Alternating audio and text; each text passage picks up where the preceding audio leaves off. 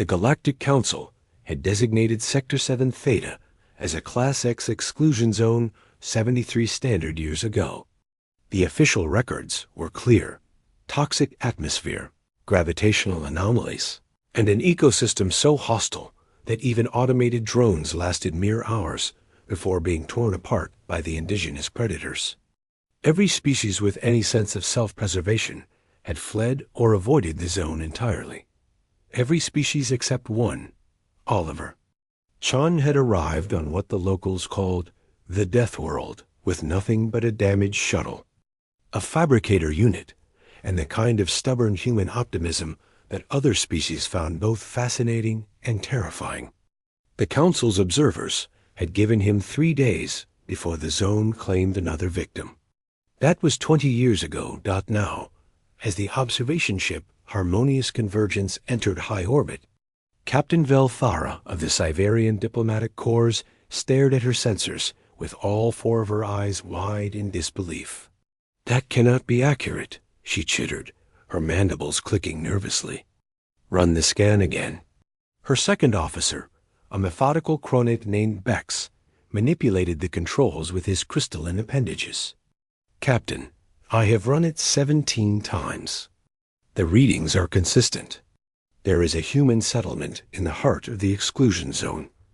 Power signatures, atmospheric processors, habitation structures, and ... He paused, his mineral body flickering with confusion. Life signs. Many life signs. Velthara authorized a closer approach, something that violated at least 6 safety protocols. As they descended through the planet's rust-colored clouds, the settlement came into view. It was magnificent. Where there should have been desolation, Oliver had carved out a thriving homestead. Solar arrays stretched across reinforced structures built partially into the cliff face. Terraced gardens grew earth crops alongside carefully cultivated native plants that would kill most species with a single touch.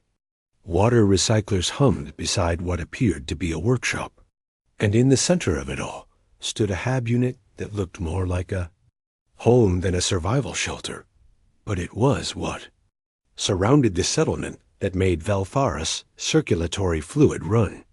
Cold. The apex predators of Sector 7 Theta were everywhere. VEL, single quotes, shrieks massive. Reptilian hunters with obsidian scales and teeth designed to shear through starship hull plating wound. Near the garden perimeter, like domesticated pets, a pack of razorwings, aerial nightmares with a 4-meter wingspan and talons that could punch through armor, nested in specially constructed towers.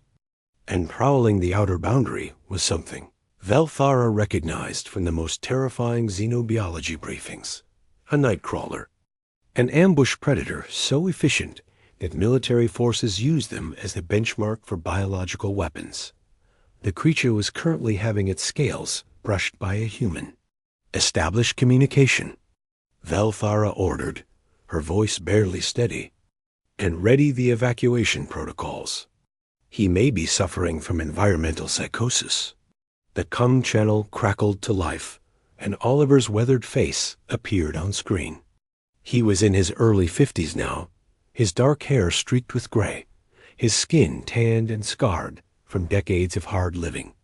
But his eyes were clear, sharp, and distinctly amused. "Well now," he said in flawless galactic common, "wasn't expecting company. You folks lost, or did someone finally update the maps?" Velthara struggled to find words that didn't sound accusatory or insane. "Mr. Chun, I am Captain Velthara. We are conducting a routine survey of exclusion zones. Our records indicate you have been here for an impossible amount of time. We are prepared to offer immediate evacuation and medical assessment." Oliver laughed, a warm sound that seemed entirely out of place in one of the galaxy's most dangerous locations. "Appreciate the offer, Captain, but I'm good where I am. This is home." "Home?" Bex interjected, unable to contain himself.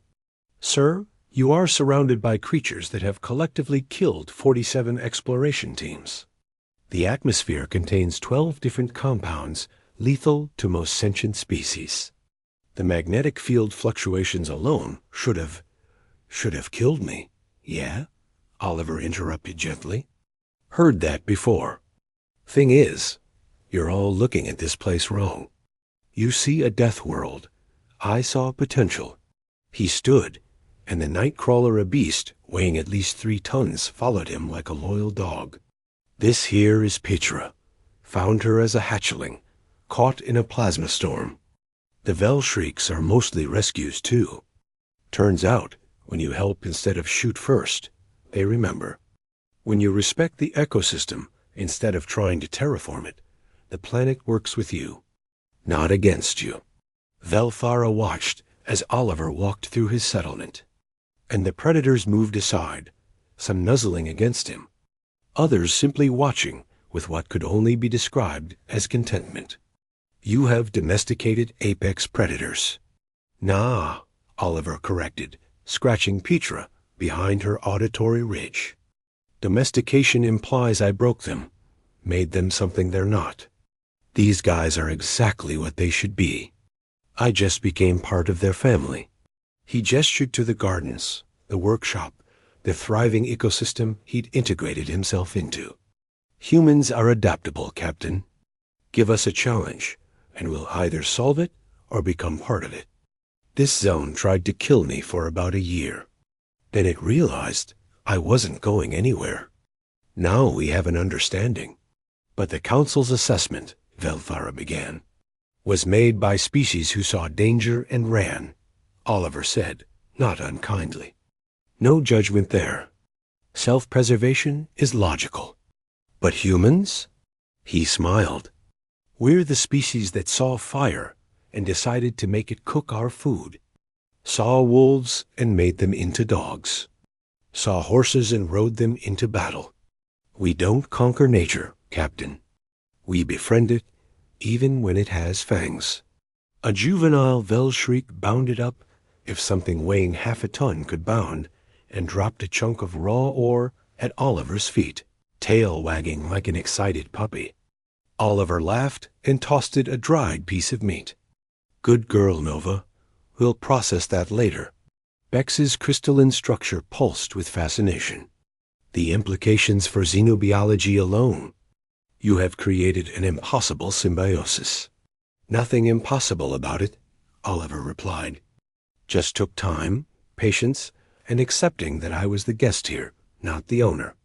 These creatures are smart. Smarter than most species give them credit for. They just needed someone willing to listen. Velthara made a decision that would require a substantial report. Mr. Chun, would you be willing to meet with council representatives? Share your methods? There are dozens of worlds marked as uninhabitable that could potentially become homes. Yeah, Oliver finished. I'd be happy to talk to them. But they need to understand something first.